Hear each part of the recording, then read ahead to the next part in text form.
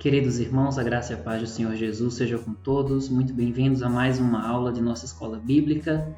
Nós estamos estudando a carta de Paulo aos Colossenses, já estamos nos aproximando do final. Hoje nós vamos estar tratando do seguinte tema: o procedimento cristão. A nossa aula de número 12. O nosso texto base se encontra no capítulo 3 da carta de Paulo aos Colossenses, dos versículos 12 a 17, o texto que está em tela, conforme a tradução da NVI, que diz o seguinte: Portanto, como povo escolhido de Deus, santo e amado, revistam-se de profunda compaixão, bondade, humildade, mansidão e paciência. Suportem-se uns aos outros e perdoem as queixas que tiverem uns contra os outros. Perdoem como o Senhor lhes perdoou. Acima de tudo, porém, revistam-se do amor, que é o elo perfeito. Que a paz de Cristo seja o juiz em seus corações, visto que vocês foram chamados a viver em paz, como membros de um só corpo. E sejam agradecidos. Habite ricamente em vocês a palavra de Cristo. Ensinem e aconselhem-se uns aos outros com toda a sabedoria. E cantem salmos, hinos e cânticos espirituais com gratidão a Deus em seus corações. Tudo o que fizerem, seja em palavra ou em ação, façam-no em nome do Senhor Jesus, dando por meio dele graças a Deus Pai. Esse é o nosso texto base, a nossa lição de hoje. Nós vamos estar, então, como de costume, refletindo versículo por versículo alguns pontos aqui a respeito do nosso procedimento cristão. Apenas lembrando, Paulo vem trabalhando nessa carta a perspectiva da espiritualidade, da nossa vida cristã, da nossa vida com Cristo. E aqui ele começa a dar instruções práticas agora de como nós vivermos essa vida e esse nosso relacionamento com Cristo e com o nosso próximo também. A primeira questão que o texto vai nos trazer aqui é que o procedimento cristão reflete o ser do cristão. Quando Paulo começa esse trecho, trazendo essas aplicações práticas sobre o nosso procedimento, ele está apelando aí para as características da nossa identidade espiritual, como povo escolhido de Deus, como povo santo e como povo amado. Então, Paulo está apelando à identidade dos cristãos diante de Deus, a essa identidade que agora eles têm por meio de Jesus Cristo. Antes disso, a Bíblia vai trazer várias imagens, várias formas de expressão a respeito de quem é o homem sem Cristo, Uma pessoa cega, uma pessoa que anda errante pelo mundo sem saber para onde vai, uma ovelha que não tem pastor para conduzi-la, fala de mortos espirituais, traz uma série de figuras, imagens dessa maneira, de pessoas sem identidade, que andavam alheias sobre a vida de Deus. E aqui Paulo está trazendo essa identidade para que ela seja a base, de novo, em Cristo Jesus, para que nós possamos viver a nossa vida com Cristo, para que nós possamos nos conscientizar sobre a nossa conduta e desenvolver essa conduta na nossa vida e entre aqueles que estão ao nosso redor. De maneira que dentro do contexto de Colossenses é muito importante Paulo ressaltar isso, porque num contexto em que se estava pregando que haviam pessoas que iniciados espiritualmente, pessoas que têm mais aptidão espiritual, maior desenvoltura espiritual, Paulo está dizendo não existe iniciados, pessoas que buscam, pessoas melhores, existem pessoas que foram eleitas, escolhidas por Deus para serem o seu povo. Enquanto havia uma pregação de que as pessoas deveriam buscar por si só, se separar do mundo, dos prazeres e buscar uma vida muito íntima com Deus dentro de mera religiosidade, Paulo está dizendo não, existem pessoas que são santas. E aqui na perspectiva de ser separado, santo na Bíblia é ser separado de ir para. Então é ser separado do pecado, e a gente já viu isso em aulas anteriores, Paulo já começou a falar um pouco sobre esse procedimento. Então, ser separado de tudo aquilo que tem a ver com a velha vida, com o velho homem, com a vida de pecado, e então ir em direção a Deus. Não há interesse humano em buscar o divino, como se pregava. O que há aqui é o amor do eterno Deus que foi derramado a preço de sangue, a preço do seu Filho. Então, tudo que diz respeito ao nosso procedimento cristão, primeiro, diz respeito a quem somos em Cristo Jesus. A nossa identidade deve estar bem firmada para a gente saber, então, como devemos nos comportar, como nos devemos levar a nossa vida cristã, desenvolver a nossa vida com Cristo. para que todo o mais possa fazer sentido, para que todo o mais tenha justificação, encontre justificativa, a gente precisa saber de fato quem somos. Nós somos povo escolhido de Deus, povo santo, separado por Ele, né, do pecado para Ele, né, e somos um povo amado pelo Senhor. Então, com base nesses 3 pontos que refletem a nossa identidade, então Paulo agora começa a trazer aplicações práticas sobre como viver a nossa vida espiritual. E a primeira delas, então, de maneira, né, de fato, aqui, mais direta, é que o procedimento cristão, além de refletir o nosso ser, a nossa identidade, ele reflete o fruto do Espírito Santo. A Bíblia fala que a partir do momento em que o homem se converte a Jesus Cristo, a partir do momento em que Jesus se torna de fato Senhor e Salvador de uma alma, né, o Espírito Santo passa a habitar nesta pessoa. Essa pessoa passa a ser templo do Espírito Santo de Deus. Então ela é batizada com o Espírito Santo, recebe o dom do Espírito Santo. E aí o Espírito Santo começa a trabalhar, começa a santificar essa vida, começa a regenerar essa vida, começa a fazer com que aquilo que era antigo, os pecados, os maus costumes que não agradavam a Deus, agora passem a ser reformulados e pela palavra, pelo poder do santificador do Espírito, essa vida agora passa de fato a glorificar a Deus, né? Então, depois de partir do princípio da nossa identidade, nós somos povo escolhido, povo santo, povo amado. Então, finalmente, uma abordagem direta. Paulo diz: revistam-se de profunda compaixão, bondade, humildade, mansidão e paciência. E essas são virtudes, né, que são colocadas aqui, que nós encontramos elas na lista do fruto do Espírito, né, como virtudes que são desenvolvidas pelo agir do Espírito Santo na vida de alguém que busca andar no Espírito. Lá em Gálatas, no capítulo 5, versículos 22 a 23. Então, todas elas, a misericórdia, a mansidão, a humildade, a paciência, a bondade, todas elas estão também naquela lista. Logo, né, Paulo está dizendo que andar com Cristo é refletir o fruto do Espírito Santo, é refletir o próprio caráter de Jesus. Né? Imitarmos a Jesus, né, em quem Ele é, em sua humildade, né? O texto de Filipenses fala, nós devemos imitar Jesus em sua humildade, que sendo Deus não usurpou o lugar de ser Deus, mas se humilhou e se fez homem, se fez carne, foi obediente até a morte de cruz para cumprir com o propósito de Deus, né?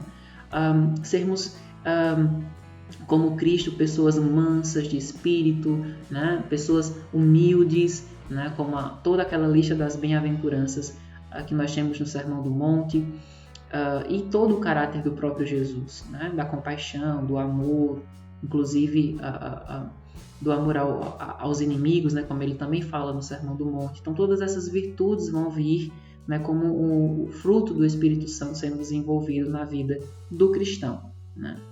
É de fato, né, demonstrar que nós estamos vestindo novas vestes, né? Somos novos homens, novas mulheres em Cristo Jesus. Nós somos novas criaturas em Cristo. E se tudo é novo, né, então aquilo que era antes de Cristo precisa ser deixado para trás. Então, nós devemos viver de maneira condizente com essa nova natureza, com o nosso novo dono, com o nosso novo Senhor.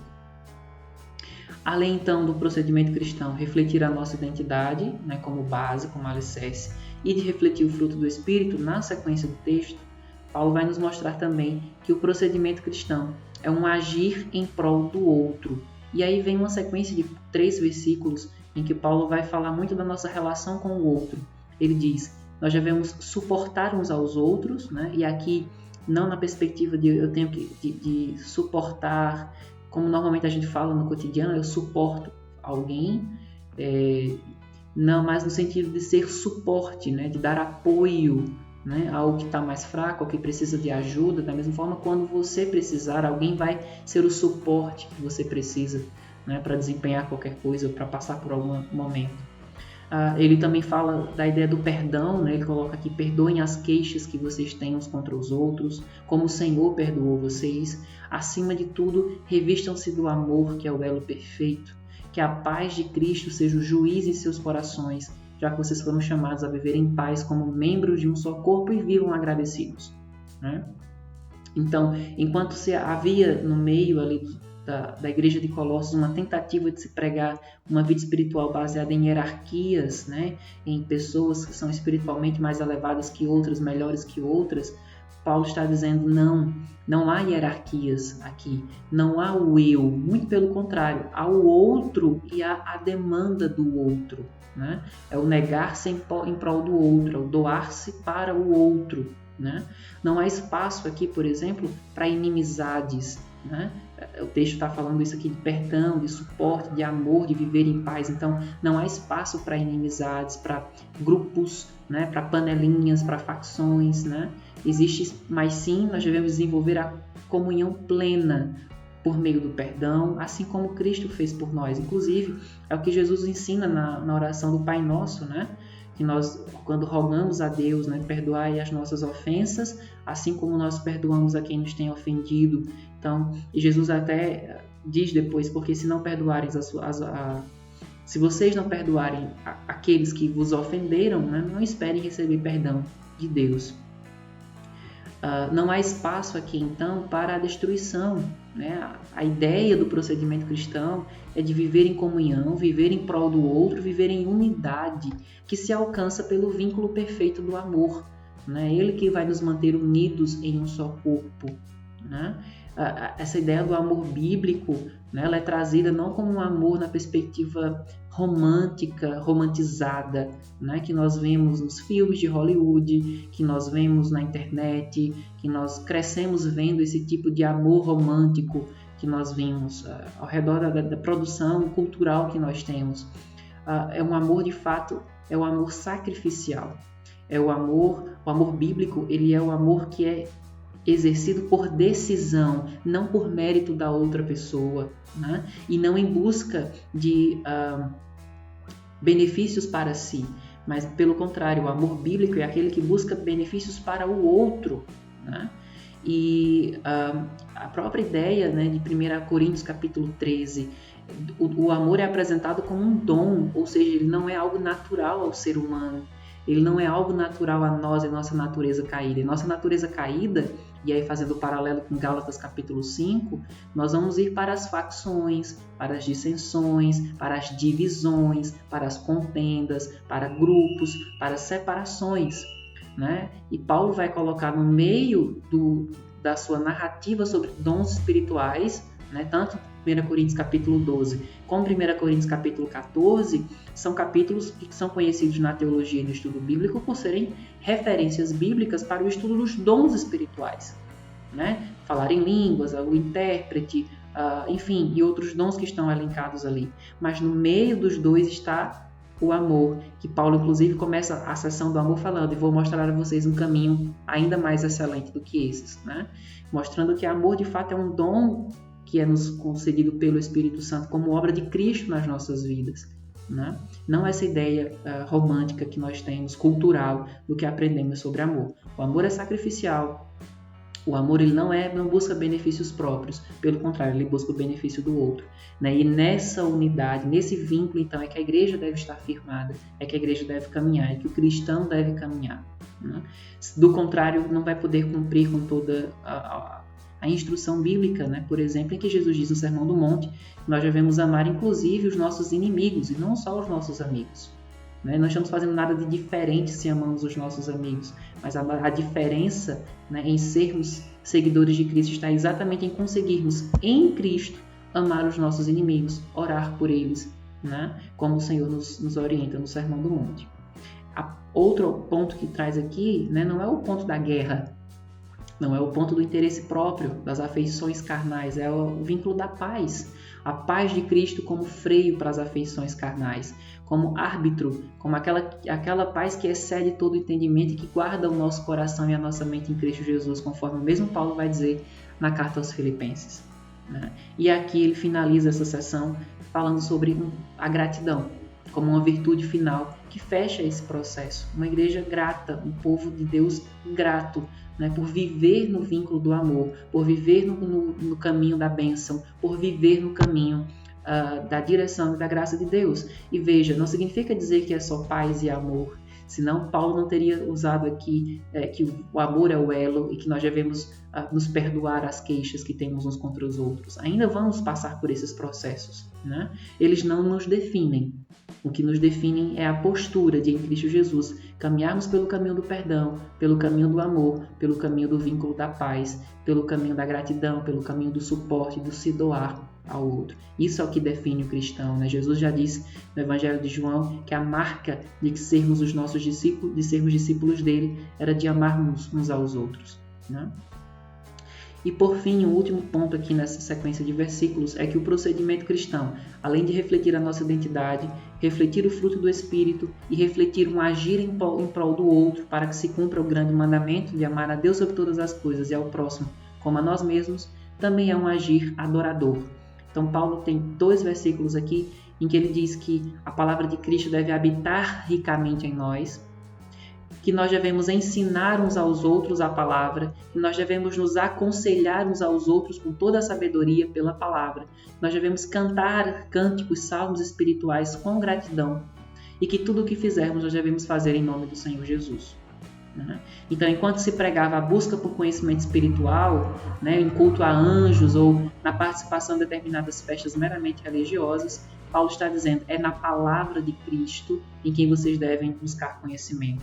E ela deve habitar ricamente em vocês.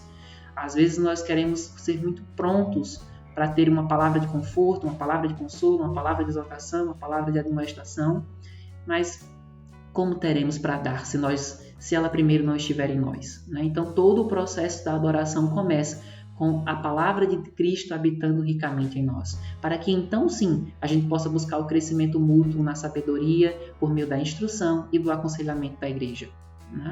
Nós não devemos ser egoístas ou vaidosos com esse conhecimento. Ele deve redundar, ele deve desembocar em uma expressão de gratidão, em uma expressão de louvor a Deus por tudo que temos aprendido e conhecido dele. O procedimento cristão, então, coloca Cristo no centro de todas as ações da vida. Façam tudo em nome do Senhor Jesus. João Calvino, comentando esse texto, ele diz: a vida deve ser regulada de tal maneira que tudo quanto dissermos ou fizermos seja totalmente governada pela autoridade de Cristo e tenha um olho em sua glória como sua meta. Toda a vida cristã está ligada a essa identidade de ser um cristão adorador, de ser um discípulo de Jesus. Não só a vida religiosa institucional, não só a minha vida dentro da igreja, mas a minha vida por completo, dentro e fora dela, na minha intimidade, no meu quarto, no meio do meu culto público, junto com uma multidão de milhares de pessoas. Independente de onde eu estiver e com quem eu estiver, esse agir adorador deve estar ali. O meu procedimento cristão não deve mudar em razão das circunstâncias. Ele deve ser fiel ao Senhor da sua vida, você deve ser fiel ao seu Senhor, ao seu Salvador. E aí algumas implicações finais aqui desse estudo. Primeiro, a verdadeira espiritualidade ela não é apenas individual. Nós podemos sim exercer a nossa espiritualidade de maneira individual, é bíblico também, mas no contexto de Colossos isso era visado, era o que era mais importante para eles. Paulo está dizendo não, a verdadeira espiritualidade ela é individual, mas ela também é plenamente congregacional. Ela é vivida na ideia da comunhão dos santos de Deus, na comunhão do povo amado, na comunhão do povo eleito. Nós precisamos entender a importância do corpo e que a fraqueza no individual vai prejudicar também o coletivo. Se eu falho na minha vida devocional individual, eu também vou acabar prejudicando o corpo de Cristo do qual eu faço parte. E aqui falando da igreja, da congregação, do povo, da instituição local onde eu congrego. E para que esse corpo funcione bem, eu preciso também manter a minha espiritualidade individual bem, sadia, e não é porque eu tenho uma vida espiritual individual sadia que eu vou ignorar a vida congregacional, a espiritualidade na comunhão dos santos. As duas coisas precisam caminhar bem. A Bíblia está aqui nos mostrando isso. Outra coisa é que a verdadeira espiritualidade ela não é apenas emocional, não tem a ver apenas com a minha subjetividade, com as minhas experiências com Deus, as minhas experiências espirituais. Tem a ver também com a minha razão. Paulo está dizendo ali, habite ricamente em vós a palavra e ela norteie todo o culto, toda a adoração da igreja e da vida dos cristãos. O mesmo Paulo vai dizer isso a Timóteo, Timóteo, cuidado. Não se aparte da palavra, não se aparte das sagradas letras, porque toda a escritura é inspirada por Deus. Ela é útil para a repreensão, para a educação, na justiça e para que todo homem seja perfeito e perfeitamente habilitado para toda boa obra. Então, temos o lado espiritual em que nós sentimos a presença do Espírito Santo, em que Deus fala conosco no íntimo do nosso coração, testemunho íntimo do Espírito, sim, mas também ela é razão. E as duas coisas também precisam caminhar juntas. A verdadeira espiritualidade, ela não é apenas interior, ela é plenamente quando em Cristo ela se reflete no exterior, né? Então, a vida, né? em todas as áreas. Deus fala ao coração e refaz o interior do homem conforme a imagem de Cristo, mas ele também usa esse processo individual para falar ao coração e refazer o interior de outros homens. Então, à medida que Deus trabalha no meu coração, à medida que o Espírito Santo me santifica, à medida que o Espírito Santo forja em mim o caráter de Cristo, ele vai usar isso na minha convivência com o meu irmão, na minha convivência com o corpo de Cristo, nas minhas experiências de evangelismo, outras pessoas a quem o Senhor vai trazer para junto desse corpo. Ele vai usar tudo isso, né, para manifestar a sua glória, e vai usar tudo isso para também aperfeiçoar a obra dele na vida das outras pessoas. Por isso a importância de vivermos em comunhão. E por fim, a verdadeira espiritualidade, ela não se limita a alguns assuntos da vida, né? Mas se expressa em todos os aspectos dela. O comentário da Bíblia de Estudo da Reforma diz: não há divisão entre assuntos sagrados e seculares no que tange aquilo que o cristão diz ou faz. O Senhor Jesus, se Ele é o nosso Senhor, Ele é Senhor de todos os aspectos da nossa vida, não só de uma área ou outra, mas Ele é Senhor de absolutamente tudo. Meu desejo e a minha oração é que Deus abençoe a sua vida, que o Espírito Santo traga a compreensão e faça essa palavra frutificar, a fim de que o seu procedimento, meu irmão, minha irmã, enquanto discípula de Cristo Jesus, possa cada vez mais glorificar o santo nome do Senhor Jesus. Que a sua vida seja um espelho, que a sua vida seja um farol em meio a esse mundo tenebroso, que mostra que ainda há luz, e onde essa luz está, e mostra o caminho da luz a muitas pessoas, a começar pelo seu procedimento. Que Deus te abençoe e espero você, se assim o Senhor nos permitir, numa próxima aula.